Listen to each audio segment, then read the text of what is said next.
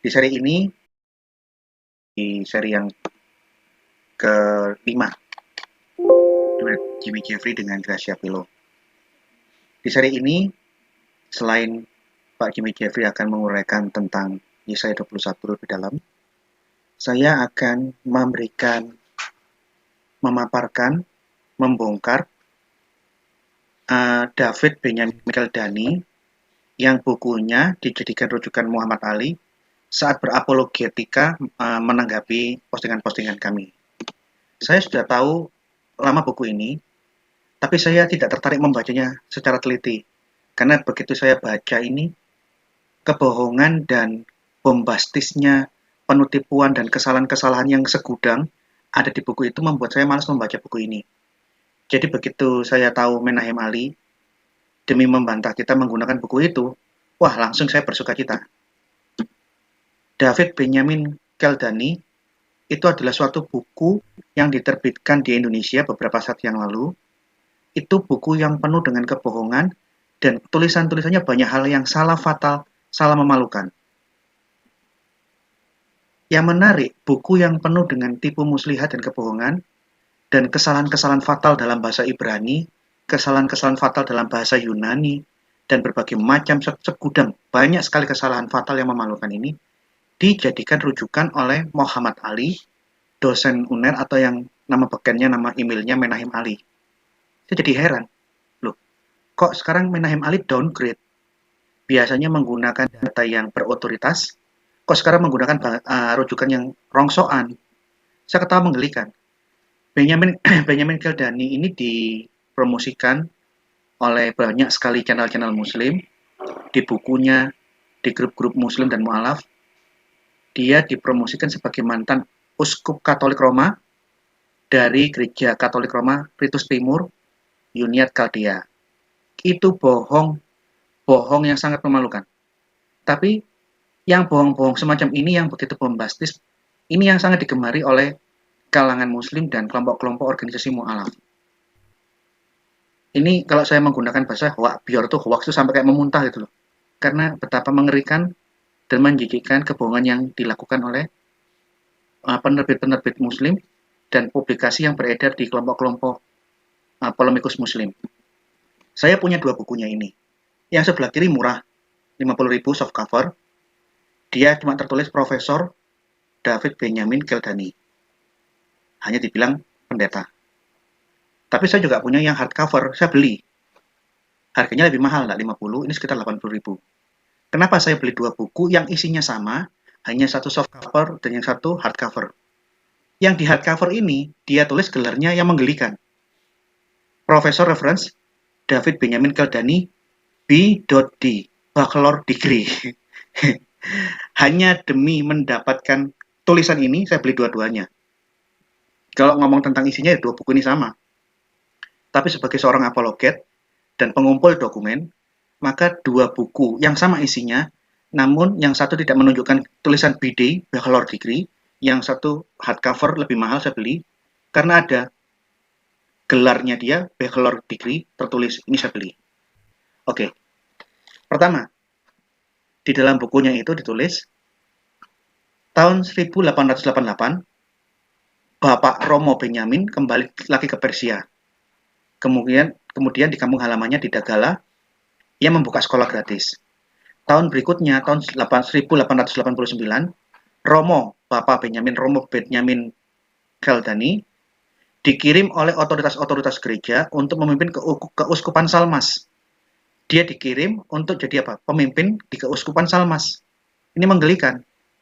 Ada konflik dan sebagainya macam kalimat-kalimat berikutnya. Yang jadi masalah, apakah benar dia pernah memimpin keuskupan di Salmas? Gereja Katolik memberikan bantahan.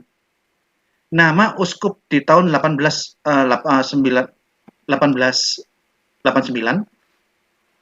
maaf ini diganti keliru, di 1889 itu bukan Benyamin Keldani, karena nama uskup itu tercatat di buku dan uskupnya dapat sertifikat.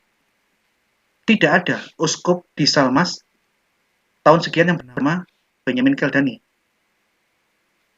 Yang ada, uskup periode 1890 sampai 1918 itu namanya Thomas Ado, itu uskup Urmia. Kalau uskup Salmas di periode 1894 sampai 1915, Ishak Kodabake. Tidak ada, karena semua daftar uskup itu tercatat di dalam buku. Ini sumbernya. Katolik memberikan Ritzler, Remigium, and Firminum Severin, Hierarchia Catholica Medil, et Recensi Rois, Evi, volume 9, Padua Masagiro di Santa Antonia. Tidak ada nama uskup Katolik dari Katolik Ritus Timur, Uniat Kaldea yang bernama Benjamin Kaldani. Ada uskup tapi namanya orang lain. Ini penipuan. Gereja Katolik sudah memberikan bantahan. Inilah daftar uskup kami. Nih, faktanya, Benjamin Kaldani lahir 1867. Di dalam buku di kata pengantar yang buku yang saya beli itu, dia diangkat menjadi Romo tahun 1892. 25 tahun. Dia keluar dari gereja Katolik umur 33 tahun. Tahun 1900. Pertanyaannya, kalau dia jadi pendeta di sini, fraternya kapan? Kedua, setelah kamu jadi frater, kamu jadi imam, anggaplah ini benar. Pertanyaannya, dari imam biasa, imam paroki, sampai jadi uskup itu tahun berapa? Umur berapa? Benjamin Kaldani, yang di dalam kata pengantarnya itu umur 25 tahun sudah jadi imam paroki. Lah jadi uskupnya tahun berapa? Umur berapa? Menggelikan sekali. Berarti kalau kita menggunakan logika keterangan dari kata pengantar buku yang saya beli ini, buku yang menjijikan, penuh kebohongan, pasti dia sudah jadi uskup sebelum tahun 30, sekitar tahun 30, sekitar usia 30 sampai 29 tahun sudah jadi uskup. Menggelikan sekali. Nggak pernah ada uskup seusia itu. Ini, di dalam bukunya dibilang dia profesor. Coba kita lihat ya. Dia profesor, guru besar Katolik, teolog Katolik, profesor, pokok bombastis banget. Dia profesor. Tapi yang menggelikan, di dalam kata pengantarnya, ini menunjukkan ini orang bodoh yang berusaha membuat kebohongan, tapi karena bodoh, dia tidak tahu kebohongan yang dia buat di dalam buku yang diedarkan ini, mempermalukan dirinya sendiri. Ini loh. Satu-satunya riwayat pengajar yang pernah dilakukan oleh Kaldani, dia hanya pernah tercatat sebagai staf pengajar tahun 1886 sampai 1889. Dia mengajar di sekolah Archbishop of Canterbury Missions for Assyrian Historian Christian di Urmia. Kalau dia ngajar selama 3 tahun, di tahun 1886 sampai 1889, artinya dia mengajar umur 19 sampai 22. Perhatikan, dia lahir 1867. 1886, kan umur 19 tahun. Dia mengajar tercatat hanya 3 tahun mengajar, di usia rentang antara umur 19 tahun sampai 22 tahun. Terus kapan dia S2? Kapan dia S3? Bachelor degree itu artinya strata 1, sarjana tingkat pertama. Anda nggak lihat tadi? Ini loh, BD. BD itu singkatannya Bachelor Degree. Dia hanya sarjana tingkat 1, strata 1. Kalau dia jurusan hukum ya SH, sarjana hukum. Kalau dia jurusannya bahasa ya sarjana sastra SS.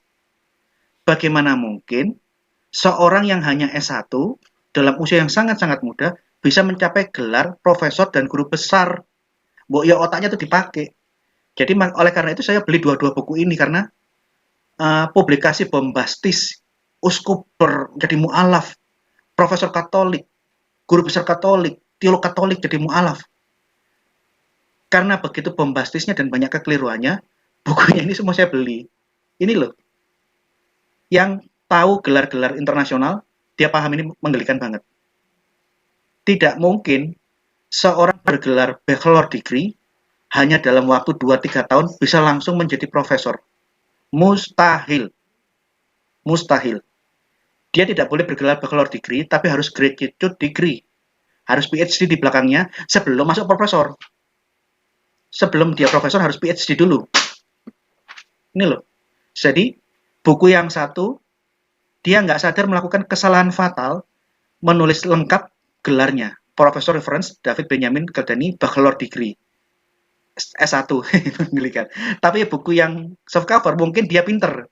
Dia sadar kalau gelarnya ditulis apa adanya itu memalukan dan menunjukkan kebodohan dan kepalsuan. Sehingga di yang versi soft cover gelar BD-nya bachelor degree dihapus. Menggelikan. Menggelikan banget. Terus kesalahan sekali. Dia dipromosikan oleh siapapun termasuk Menahim Ali di situs-situs fil Islam. Bahkan di Wikipedia sudah ada. Pakar bahasa Ibrani, uskup Katolik, guru besar teolog Katolik ternama, pakar bahasa Ibrani, pasar bahasa Yunani, dengan berbagai macam promosi bombastisnya. Begitu saya baca buku ini, dulu saya langsung tutup separuh, ini buku sampah ini. Buku bahasa Jawanya buku telek kucing. Buku yang memalukan, menjijikan. Begitu saya baca kajiannya tentang Hemdad itu di Hagai 2 pasal 8. Saya langsung tutup buku ini bukunya pembohong. Dia tidak bisa baca Ibrani karena Hemdad tidak ada akhiran H. Dia menggunakan taf, akhirannya T. Nah, begitu saya baca kajian bahasa Ibraninya, huruf awalnya Hemdad, KH, dibaca H. Akhiran T, dia bilang H. Wah, aku bilang ini pembohong ini. Tidak ada huruf H. Nanti Anda saya buktikan di dalam teks Alkitab.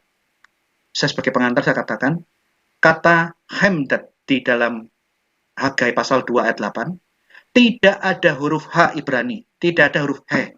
Yang ada KH, meskipun bunyinya hampir sama, H dengan H. Tapi tetap beda. KH dengan H itu berbeda. Dan tidak ada akhiran H.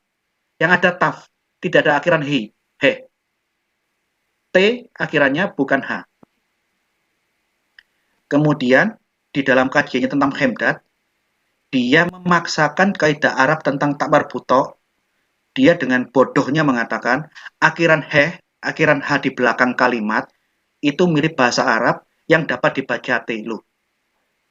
Akhiran H di akhir kata yang dapat dibaca T itu hanya ada di dalam bahasa Arab yang namanya tak marbuto.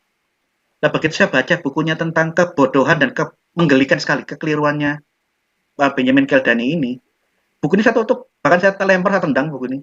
Ini buku yang menjijikan. Coba Anda lihat. Ini halaman 37. Dia dengan PD-nya dia katakan teksnya berbunyi Feyafu Himdad. Padahal kata Feyafu ini tidak ada, kata Himdad itu tidak ada. Tidak ada kata H, huruf H, dan TH, tidak ada. Feyahu Himdad Kol Hagoyim. Nanti saya akan tunjukkan bahasa aslinya. Nah, seperti itu bunyinya.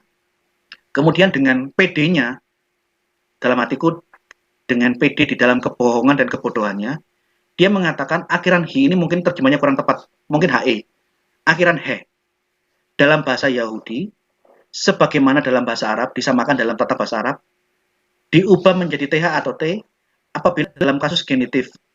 Jadi kata himdah atau himda berasal dari kata bahasa Yahudi atau malah Aramia yang tidak dipakai lagi yaitu HMD yang diucapkan Hamad, artinya keinginan, kerinduan, selera, nafsu yang besar atau birahi, libido.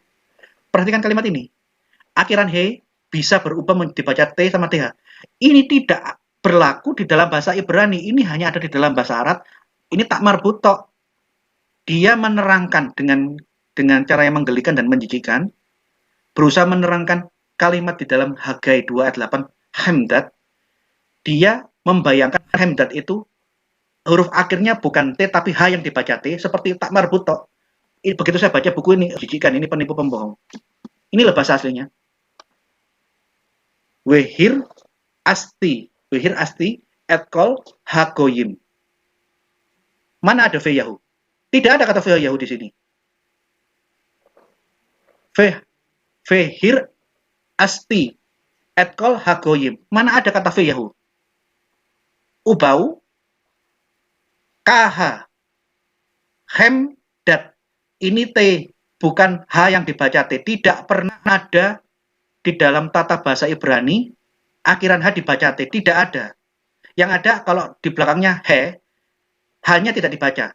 Contoh tameh. Tameh itu kan ada H-nya di belakang. Itu bacanya tameh. Kalau suatu kata berakhiran H, rata-rata H-nya nggak dibaca. Dibaca pelan atau hilang sama sekali. Perhatikan, ini KH, dia tulis H. Di kata yang terakhir ini T, dia ngotot itu H yang dapat dibaca T. Disamakan dengan tata bahasa Arab tak marbutoh. Ini kan menggelikan banget. Fi Yahu himhatul kaib. Di mana ada kata fi Yahu? Tidak ada di sini. Ini menunjukkan bahwa Benyamin ini pembohong, penipu, mu'alaf menjijikkan yang ngaku-ngaku bahasa Ibrani dan disebarluaskan oleh kelompok-kelompok polemikus muslim. Ini mu'alaf menjijikkan ini. Yang ada, wehir asti et kol hagoyim. Mana fi Yahu? Mana fi Yahu? Fi Yahu ini bahasa apa coba? Yafu. Mengerikan sekali. Uba'u hemdat. Tidak ada himdat, tidak ada H di sini. Ini KH. Jadi perhatikan ya, KH itu berbeda dengan H. Ini het, ini he. Ini KH, ini H. Sama seperti ini H, ini ho. H sama ho ini berbeda. Bunyinya rada-rada mirip, tapi berbeda. Kalau ini disama-samakan, ini menunjukkan bahwa memang Profesor Benyamin apa? Keldani, itu namanya profesor yang gila nih. Masa hemdat dibilang himdat? Pak Profesor yang dikutip oleh Menahim Ali, apa Anda tidak bisa membedakan mana KH dengan mana H? Kok yang seperti ini, kesalahan fatal yang tidak mungkin dilakukan seorang yang pakar bahasa Ibrani, yang menggelikan, yang seperti ini yang dikutip oleh Menahim Ali dan dipublikasikan di dalam postingannya. Pak pamornya Menahim Ali turun di mata saya. Dia menjadi sesuatu yang menggelikan sekali. Jadi tidak ada kata fi Yahu dan tidak ada kata himdat. Bohong. Kemudian akhiran hi yang dibaca T ini itu tak marbutok, tidak ada konsep tak marbutok di dalam grammar bahasa Ibrani. Ya, akhirannya taf T, bukan he. He di dalam bahasa Ibrani cenderung di akhir kata cenderung dibaca lirih atau tidak dibaca. Tidak pernah he huruf H Ibrani dibaca T seperti tak marbutok di dalam bahasa Arab. Jadi ini dulu waktu saya baca buku ini, bukunya tak lempar sama saya, tak tendang sambil saya maki-maki. Profesor pembohong mu'alaf Gilani. Tapi saya nggak tahu kalau dampaknya itu ternyata menjadi sukacita dan kegemaran kelompok-kelompok mu'alaf untuk menjaring orang-orang muslim, orang-orang Kristen yang ingin diislamkan dengan menunjukkan, wah, guru besar Katolik, uskup Katolik, profesor Katolik menjadi mu'alaf. Nah, kalau orang-orang awam yang tidak memiliki pengetahuan tentang bahasa-bahasa Ibrani atau tidak melakukan cross-check kepada buku-buku silsilah para uskup yang diangkat oleh Roma Katolik, pasti dengan mudah mereka percaya dan mengikuti kebohongan dari publikasi buku yang saya tunjukkan tadi itu. Jadi, hemdat itu dari kata hemda, KHMDH, bukan Muhammad, MHMMD. Beda ya. KHMDH, Kemdah. Bukan Muhammad. Ini beda sekali. Kalau dibandingkan antara bahasa Ibraninya dengan bahasa Arabnya. Ini sama kayak kebohongan-kebohongan mu'alaf yang dipromosikan bombastis, berlebihan itu, dan dia menikmati kebohongan yang dia sampaikan, dan banyak orang yang menyanjungnya karena dia berbohong. Ini contohnya Dr. Kainama ini.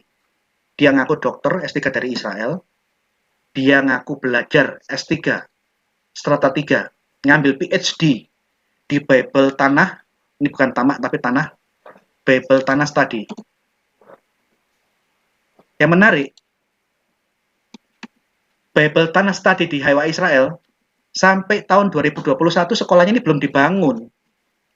Ini fakta. Bagi orang muslim dan para mu'alaf, coba gunakan otak Anda untuk searching di internet, ada nggak nama sekolah university Bible Tanah Study Haifa Israel yang sudah membuka kelas untuk strata S3. Belum dibangun sekolahnya, tidak ada. Yang menarik, sekolahnya di 2021 belum dibangun, sampai hari ini belum dibangun, tetapi dia sudah lulus 10-20 tahun yang lalu. Menarik kan? Hebat banget, Dr. Kainama ini hebat banget.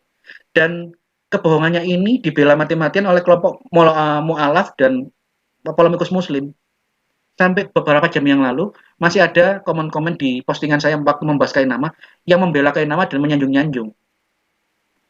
Yang menarik, profesor lulusan S3 Israel di sekolah yang belum dibangun sampai hari ini, ternyata pada waktu ketemu sama saya di Masjid Gadang, Masjid Al-Falah, Begitu saya tes baca bahasa Ibrani, dia seperti codot yang kelolotan kolang-kaling. Anda tahu codot? Codot makan kolang-kaling mungkin karena kebesaran terus kelolotan gitu. Dia bacanya kayak codot seperti itu. Nih, coba Anda dengarkan ya. Bagaimana seorang profesor S3 Bible Tanah Study Haifa yang sekolahnya belum dibangun membaca bahasa Ibrani. Ini saya di masjid, dengarkan ya. Ini bukan pertanyaan, ini realitas ya. Jadi gini. Kenapa saya tidak merasa bahwa ini adalah sesuatu yang baik untuk dilanjutkan? Pertama, si Kainama begitu saya tes suruh membaca bahasa Ibrani, dia mengelak. Ini bukan pertanyaan, kamu ngetes saya dong. Dia tidak mau membaca dan tidak mau meneruskan pengujian apakah bisa membaca apa enggak. Saya bilang dong, ya harus diuji lah. Orang kamu ngaku, kamu lulusan sana.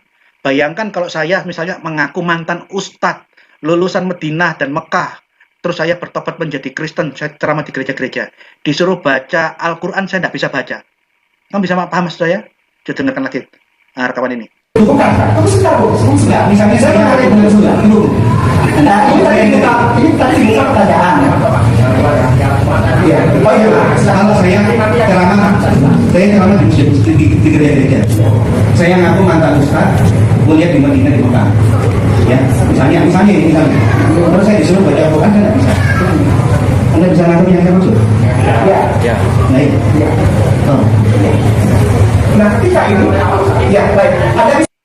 Begitu saya menolak kayak nama nggak mau dites, nggak mau disuruh baca, saya menolak, nggak bisa, kamu harus baca. Karena kamu ngaku-ngaku dari Israel. Saya memberikan analogi tadi, misalnya saya mantan ustadz yang bertobat jadi Kristen, saya pernah sekolah di Madinah dan di Mekah, tapi saya nggak bisa baca Al-Quran. Kamu bisa paham apa yang saya maksud? Karena audiens setuju dengan saya, mau nggak mau dia harus membaca. Dan coba lihat, ini menggelikan. Seorang doktor lulusan Bible Tanah Haifa Israel yang sekolahnya sampai hari ini belum dibangun. Nih, seperti ini bacanya. Saya sekolah S2 teologi, saya belajar bahasa Ibrani. Jadi kalau Anda baca keliru, saya akan baik.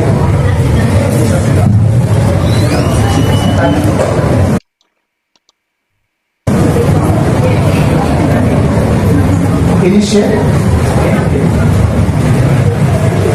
Isya Mika bukan, bacanya Rasa'an. Rasa'an Mika salah. Ini ada kamas itu ini kamas kayak bacanya baca lagi. Hafa salah bu. Benar, saya S1 teologi, sebagai dua teologi, bahasa Ibrani untuk orang Kristen di sekolah teologi itu kayak Anda baca bahasa Arab di pesantren. Enggak. Kalau di sana itu gimana? Ya kan memang ini tertulis itu Anda bacanya. Ini tidak ada baca, sama seperti Al-Fatihah Islam.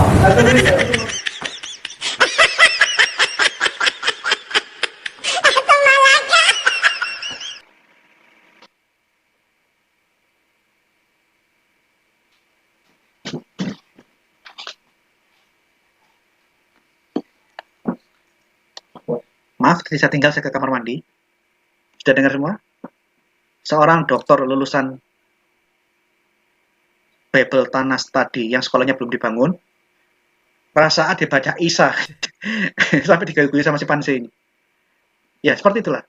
Tapi memang orang Muslim itu suka memberikan suatu gelar yang berlebihan, yang bombastis, yang tidak jujur, kemana-mana, hanya untuk menarik supaya banyak orang tertarik dan ikut menjadi mu'alaf. Coba lihat, profesor dari Haifa, Israel, yang sekolahnya belum dibangun sampai hari ini, saja jadi mu'alaf. Masa kamu nggak mau jadi mu'alaf? Kira-kira begitulah. Sebenarnya masih banyak yang harus saya sampaikan, tapi saking banyaknya, saya akan pecah, saya akan uraikan besok lagi, minggu depan. Saya serahkan sesi berikut ini kepada Pak Jimmy Jeffrey.